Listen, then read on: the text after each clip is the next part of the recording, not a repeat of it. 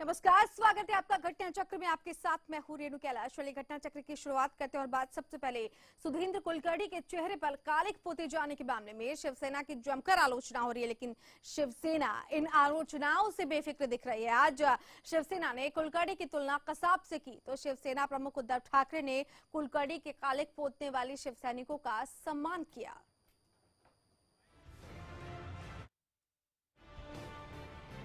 सुधींद्र कुलकर्णी के चेहरे पर कालिक पोतने की घटना पर शिवसेना की जबरदस्त आलोचना हो रही है, लेकिन इस बात से बेफिक्र शिवसेना ने आज इस मामले पर एक और विवादित बयान दे दिया। शिवसेना ने कुलकर्णी के मुंह पर कालिक पोतने की घटना को आतंकी कसाब से जोड़ दिया। शिवसेना ने कहा कि भारत को आतंकवादियों से उतना खतरा नहीं जितना इनके जैसे लोगों से है। वो पाकिस्तान के खिलाफ अपने रुख में कोई बदलाव नहीं करेगा, चाहे उसकी जितनी भी आलोचना हो और उसे बदनाम किया जाए। शिवसेना के मुखपत्र सामना के संपादकीय में कहा गया कि हम कुलकर्णी के आरोपों से सहमत हैं।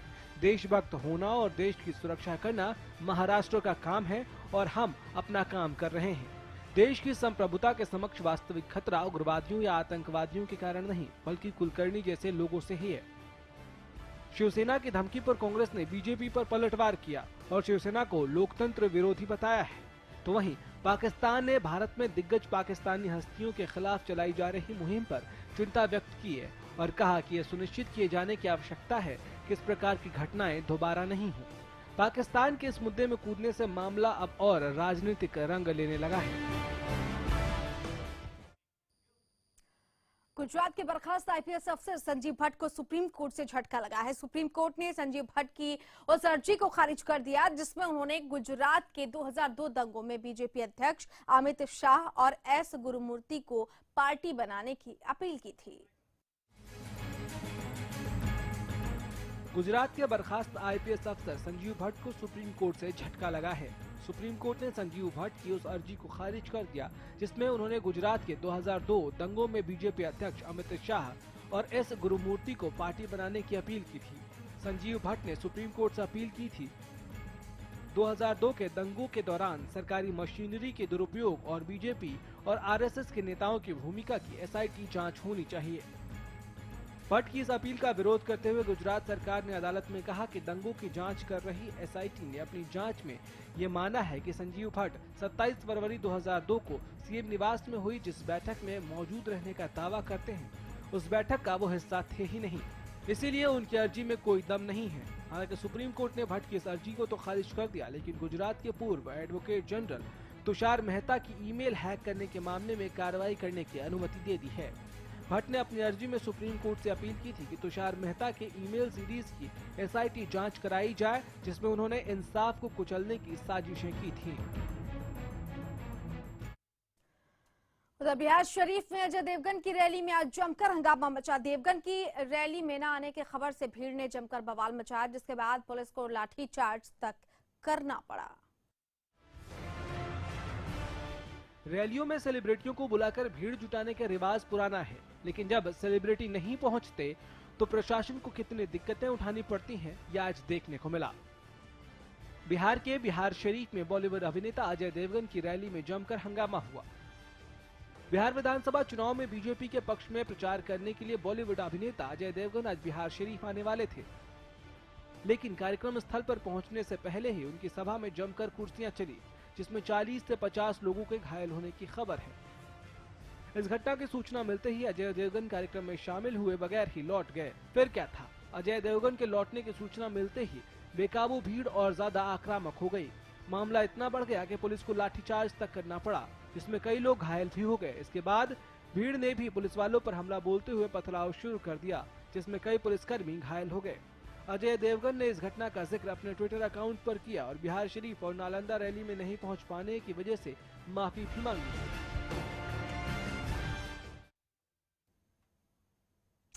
उत्तर प्रदेश की एक जेल में उम्र कैद की सजा काट रहे 70 साल के सिख आतंकवादी को जल्द ही रिहा किया जा सकता है।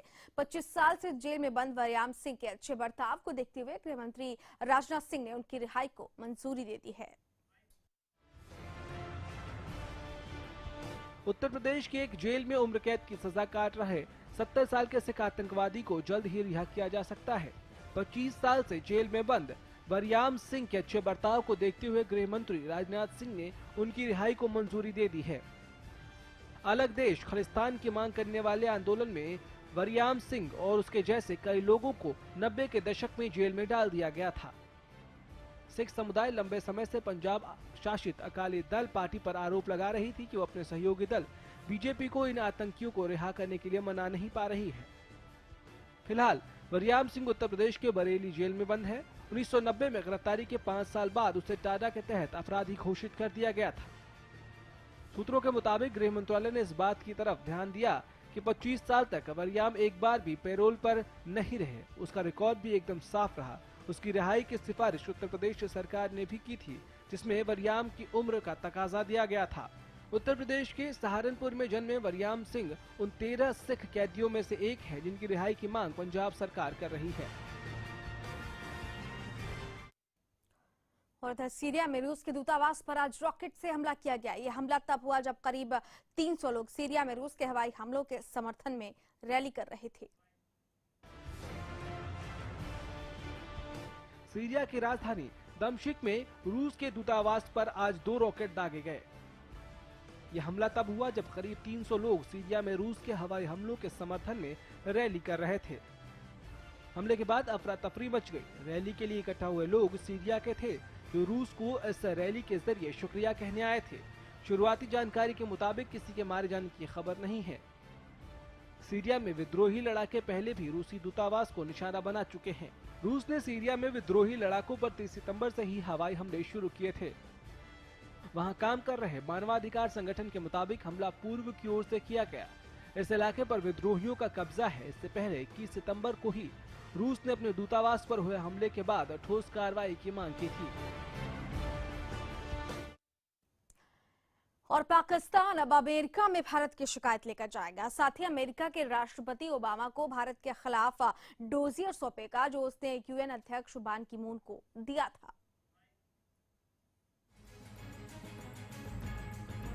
पाकिस्तान एक बार फिर भारत की शिकायत करने अमेरिका जा रहा है। पाकिस्तान के राष्ट्रीय सुरक्षा सलाहकार सरताज अजीज ने कहा कि प्रधानमंत्री नवाज शरीफ अगले हफ्ते अपनी अमेरिका यात्रा के दौरान अमेरिकी राष्ट्रपति बराक ओबामा के सामने भारत पाक के बीच रुकी हुई शांति प्रक्रिया का मुद्दा उठाएंगे। अमेरिकी राष्ट्रपति के निमंत्रण पर अमेरिका के दौरे पर जा रहे शरीफ 22 अक्टूबर को वॉशिंगटन में ओबामा से मुलाकात करेंगे। इसके साथ ही पाकिस्तान की मंशा अमेरिका के साथ भारत के खिलाफ डोजियर साझा करने की भी है। ये डोजियर पाकिस्तान ने यूएन में भी दिया था। अजीज की विध्वंसकारी गतिविधियों में भारत की कथित संलिप्तता से जुड़े डोजियर अमेरिका के साथ साझा करने के भी संकेत दिए। पाकिस्तान रॉ और भारत की कई सरकारी प्रतिष्ठानों पर पाकिस्तान को अस्थिर करने का आरोप लगाता रहा है। अब देखना होगा कि पाकिस्तान के इस रुख का भारत क्या जवाब देता है।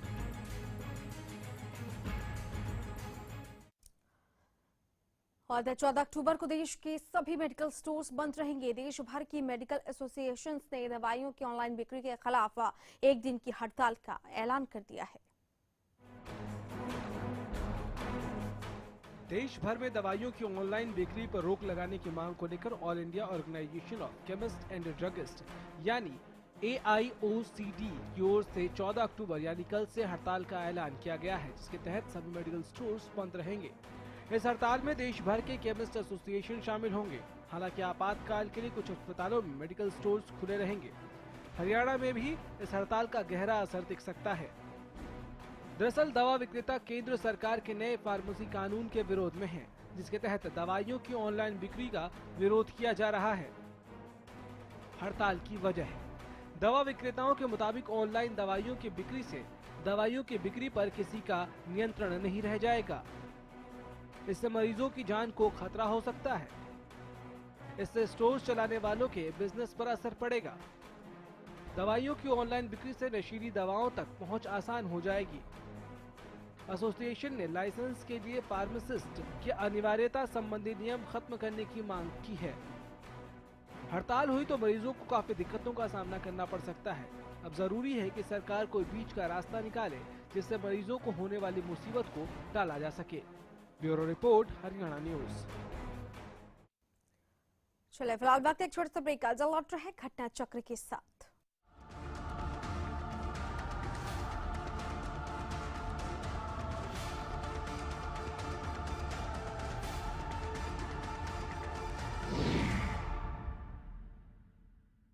फसलों पर स्प्रे के दुष्प्रभाव ने पशुओं के थनों में सूजन, गांठ, एक थन का सो जाना, खून आना व दूध कम हो जाना आदि बहुत सी बीमारियों को जन्म दे दिया है। इसलिए मैं आपको ये सलाह देना चाहता हूँ कि आप अपने सभी पशुओं के हर ब्यांत पर सोमधारा योग का एक कोर्स जरूर करवाएं। आज ही लेकर आइए पशुओं के थनों की हर बीमारी का एक कामयाब इलाज, सोमधारा योग।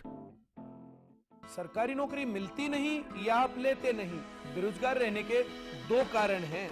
या तो आप कोशिश नहीं कर रहे या आपकी दिशा गलत है। सरकारी नौकरी कैसे पाई जा सकती है, देखिए हमारा खास कार्यक्रम कैसे पाएं सरकारी नौकरी, हर रोज दोपहर 2:30 बजे।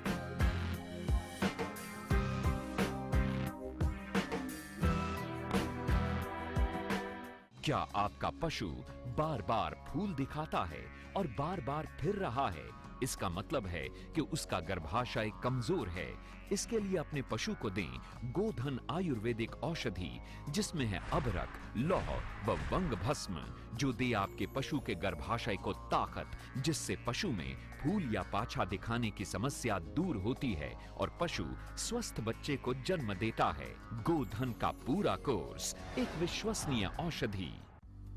सिरसा में अब खत्म हुआ अंतर्राष्ट्रीय स्तर की शिक्षा का इंतजार। MDLR ग्रुप लेकर आए हैं MDK इंटरनेशनल स्कूल। हरियाणा के हरित क्षेत्र सिरसा में विश्व स्तरीय शिक्षा की खास पहचान। MDK international school Cambridge university London से जुड़े सिरसा के इस पहले रेसिडेंशियल कम डे बोर्डिंग स्कूल के डायरेक्टर हैं कैम्ब्रिज एग्जाम्स के आकलनकर्ता मिस्टर लॉरेंस फ्रे।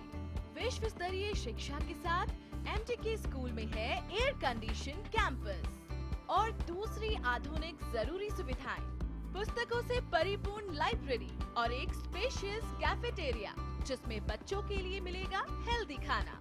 MDK इंटरनेशनल स्कूल की विश्व स्तरीय खेल एवं अन्य सुविधाएं आपके बच्चों का स्वास्थ्य एवं चहुमुखी विकास सुनिश्चित करती हैं। तारकेश्वरम धाम के नजदीक रानिया रोड, सिरसा में। अधिक जानकारी के लिए संपर्क करें 9254136642 434445 या लॉग ऑन करें www.mdkinternationalschool.com। MDK international school, nurturing your future today. क्या आपका पशु बार बार फूल दिखाता है और बार बार फिर रहा है? इसका मतलब है कि उसका गर्भाशय कमजोर है।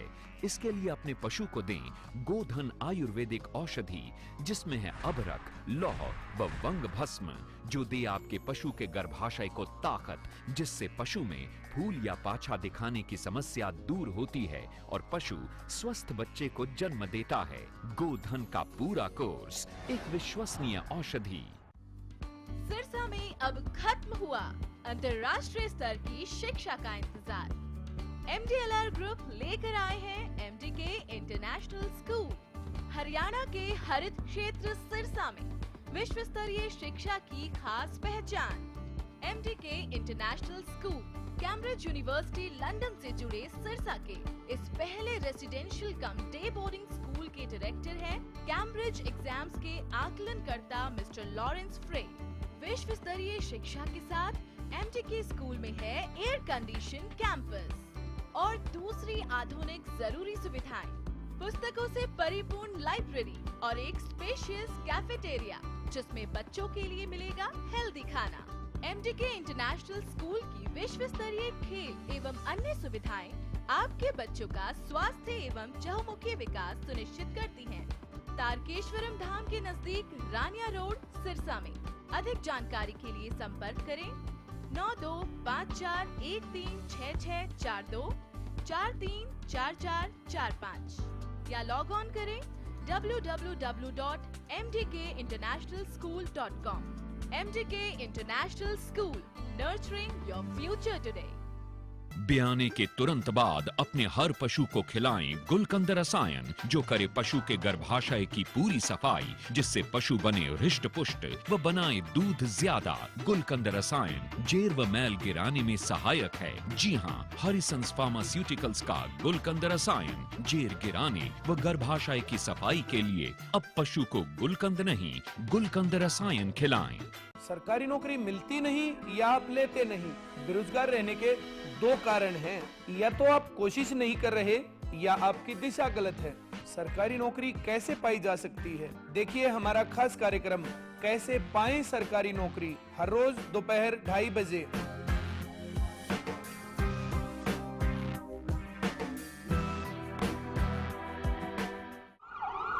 35 साल के अनुभवी डॉक्टर द्वारा इंजेक्शन थेरेपी और क्षार सूत्र द्वारा 35,000 बवासीर व भगंदर के रोगियों का स्थायी इलाज। 5-6 साल से मैं खूनी बवासीर से बहुत परेशान था। कभी खून बंद हो जाता, कभी फिर शुरू हो जाता, और पिछले 1 हफ्ते से तो पिचकारी की तरह खून जा रहा था। बहुत परेशान हुआ, बहुत इलाज कराया, कुछ नहीं हुआ। फिर मेरे एक दोस्त ने, जिसने यहाँ से इलाज कराया था, मुझे यहाँ का पता दिया। मैं डॉक्टर साहब से मिला, डॉक्टर साहब ने मेरा इंजेक्शन से इलाज शुरू किया और देखिए दूसरे दिन ही मेरा खून बंद और आज मैं बिल्कुल ठीक। मैंने स्वामी सत्यानंद हॉस्पिटल से सास द्वारा इलाज करवाया, आज मैं बिल्कुल ठीक हूँ। गुदा में जलन, खून आना, दर्द होना, खुजली होना, बवासीर हो सकती है, बार बार पस निकलना, मत से होना, भगंदर हो सकती है, लापरवाही से हो सकता है खतरनाक परिणाम। आज ही मिले doctor Mahendra Singh, Swami Satyanand hospital, 178 sector 7A, near sector 7-10 Chowk, Faridabad.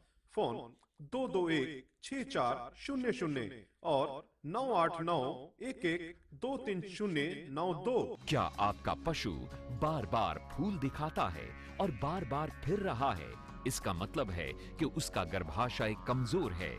इसके लिए अपने पशु को दें गोधन आयुर्वेदिक औषधि, जिसमें है अबरक, लौह व वंग भस्म, जो दे आपके पशु के गर्भाशय को ताकत, जिससे पशु में फूल या पाछा दिखाने की समस्या दूर होती है और पशु स्वस्थ बच्चे को जन्म देता है। गोधन का पूरा कोर्स, एक विश्वसनीय औषधि। उस रात का सच क्या है और दिन का झूठ क्या, उस गुनाह की हकीकत क्या है और वारदात के निशान क्या है। क्राइम रिपोर्ट में देखिए उस रात का सच, रात 9:30 बजे, सिर्फ हरियाणा न्यूज।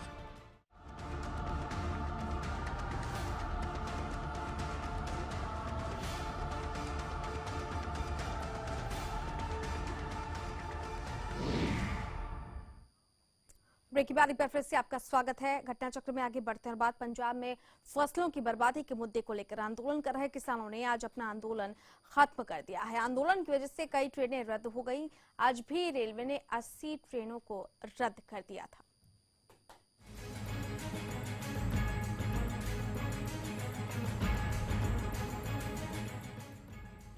पंजाब में भारतीय किसान यूनियन का एक हफ्ते से ज्यादा चला आंदोलन आज आखिरकार खत्म हो गया। किसान ट्रेनों को रोककर चक्का जाम कर रहे थे, जिसका असर हरियाणा में भी हो रहा था। अम्बाला कैंट रेलवे स्टेशन पर यात्रियों की भीड़ पिछले एक हफ्ते से लगी हुई थी और ट्रेनें रद्द होने की खबर सुन यात्री मायूस होकर घर लौट रहे थे। पहले तो ट्रेन के इंतजार में कई घंटे बीत जाते और जब ट्रेन आती भी थी तो उसमें घुसने के लिए यात्रियों को धक्का मुक्की करनी पड़ती थी। आज भी 80 ट्रेनें रद्द कर दी गईं और कुछ के रूट बदल दिए गए। रद्द ट्रेनों में मेल एक्सप्रेस और कई पैसेंजर ट्रेन शामिल हैं। दरअसल पंजाब में नकली कीटनाशक की सप्लाई की वजह से कपास की फसल बर्बाद हो गई थी और किसानों ने सरकार से उचित मुआवजे की मांग की थी। पंजाब सरकार ने समाधान के लिए 12 अक्टूबर तक का समय दिया था, लेकिन कोई समाधान नहीं निकला, जिसके बाद आज फिर किसानों और सरकार की वार्ता हुई। तब जाकर किसानों ने आंदोलन खत्म किया। किसानों के इस आंदोलन से रेलवे को करोड़ों का नुकसान उठाना पड़ रहा था। इससे पहले शनिवार को 240 ट्रेनें रद्द कर दी गई थी और 33 के रूट बदल दिए गए थे। फिलहाल आंदोलन खत्म होने के बाद यात्रियों ने राहत की सांस ली है और किसानों की मांगों को पंजाब सरकार ने पूरा करने का आश्वासन दिया है। अंबाला से कमरजीत के साथ ब्यूरो रिपोर्ट हरियाणा। अंबाला शहर का सिविल अस्पताल वैसे तो सभी सुख सुविधाओं से लैस है, लेकिन सुरक्षा के लिहाज से यहां बड़ी चूक सामने आई है। अंबाला के सिविल अस्पताल में सुरक्षा के नाम पर सीसीटीवी तो लगे हैं, लेकिन प्रशासनिक लापरवाही के चलते ये सभी कैमरे खराब पड़े हैं।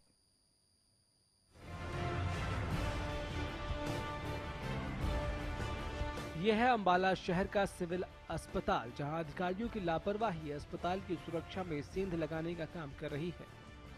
अस्पताल में 7 सीसीटीवी लगाए गए हैं, लेकिन सभी खराब पड़े हैं। इस अस्पताल में रोजाना हजारों लोग इलाज के लिए आते हैं, लेकिन सुरक्षा के नाम पर अंबाला का ये अस्पताल फिसड्डी ही साबित हो रहा है। नागरिक अस्पताल में आए दिन चोरियां हो रही हैं, तो कभी मारपीट जैसी वारदात सामने आ रही है। सीसीटीवी न चलने की वजह से पुलिस को भी दिक्कत पेश आती है, तो मरीज और तीमारदार चोरों से परेशान हैं। 2012 में चाइनीज कैमरे लगाकर की गई खाना पूर्ति, 48 कैमरों की जरूरत, लगाए गए 7 कैमरे। लगाए गए सभी कैमरे खराब पड़े हैं। 2015 का बजट अभी तक खर्च नहीं हुआ है। लोग परेशान हैं, लेकिन इनकी सुध लेने वाला कोई नहीं। सूत्रों की माने तो सिविल अस्पताल में साल 2012 में सस्ते के चक्कर में चाइनीज कैमरे लगाए गए थे, लेकिन इस पर कितना खर्च किया गया था इसका कोई रिकॉर्ड नहीं। लेकिन इस पर कितना खर्च किया गया था इसकी सटीक जानकारी किसी के पास नहीं। उसके बाद मार्च 2015 में सीसीटीवी के लिए आए बजट को विभाग खर्च ही नहीं कर पाया। वैसे तो 48 कैमरों की अभी और जरूरत है, लेकिन अभी 7 ही लग पाए हैं। जब हमने कैमरों के न चलने पर सवाल किया तो अधिकारियों के पास उसकी सही जानकारी नहीं थी। बहरहाल, जहां एक तरफ सरकार शहरों को हाईटेक बनाने पर एड़ी से चोटी तक का जोर लगा रही है, तो वहीं अंबाला जैसे शहर में लोगों की सुरक्षा से ही खिलवाड़ प्रशासन के कामकाज के रवैये पर सवालिया निशान लगा रही है। अंबाला से कमलप्रीत की रिपोर्ट, हरियाणा न्यूज। वहीं झज्जर में एक ऐसा लापरवाही का मामला सामने आया, जहां एक 12वीं की छात्रा को मैथ का एग्जाम सुपरिटेंडेंट के कंफ्यूजन के चक्कर में छूट गया। कंफ्यूजन इस बात को लेकर था कि छात्रा किसी और का पेपर देने आई है। ये मासूम हाथ में बोर्ड एग्जाम का रोल नंबर लेकर खड़ी है और पूछ रही है कि आखिर इसमें खामी क्या है, जो व्यवस्था ने इसके साथ इतना भद्दा मजाक किया। क्यों इसे पेपर में बैठने नहीं दिया? आखिर उसका ऐसा क्या गुनाह था जो उसका करियर खराब किया गया? 12वीं क्लास में पढ़ने वाली शगुन मैथ का पेपर नहीं दे पाई, और वो भी सिर्फ इसलिए क्योंकि सुपरिटेंडेंट साहब को शक हुआ कि शगुन किसी और छात्रा का एग्जाम देने आई है, जिसके तहत शगुन को 2.5 घंटे तक परीक्षा हॉल के बाहर बैठाए रखा। 3 पेपर पहले ऑलरेडी दे चुके थे, लेकिन 4th पेपर में उन्होंने बोला तेरी शक्ल मैच नहीं करी, तेरे सिग्नेचर नहीं मिल रहे, और खड़ा कर दिया। और फिर बोले तो उस लड़की को बुला के ला जिसका ये एग्ज़ाम है, वरना तेरे 10 साल बर्बाद कर दूंगा, तुझे अभी जेल में भिजवा दूंगा। और दक्षिण अफ्रीका से लगातार भारतीय क्रिकेट टीम कल इंदौर में दूसरे वनडे के लिए मैदान में उतरेगी। टीम इंडिया को आलोचनाओं से बचने के लिए कल का ये मैच हर हाल में जीतना होगा। अपने करियर के सबसे कठिन दौर से गुजर रहे कप्तान महेंद्र सिंह धोनी और लगातार हार का सामना कर रही भारतीय क्रिकेट टीम जीत की राह पर लौटने के इरादे से कल मैदान में उतरेगी। दक्षिण अफ्रीकी टीम के मौजूदा दौरे में भारत ने अभी तक जीत का स्वाद नहीं चखा है। उसे 2 T20 मैचों में पराजय झेलनी पड़ी और कानपुर में पहला वनडे मैच 5 रन से हार गई। आलोचकों के कोभाजन बने धोनी के लिए स्थिति काफी चुनौतीपूर्ण है। कल का मैच भारतीय टीम को अपनी साख बचाने के लिए हर कीमत पर जीतना होगा। Bureau report, Haryana news.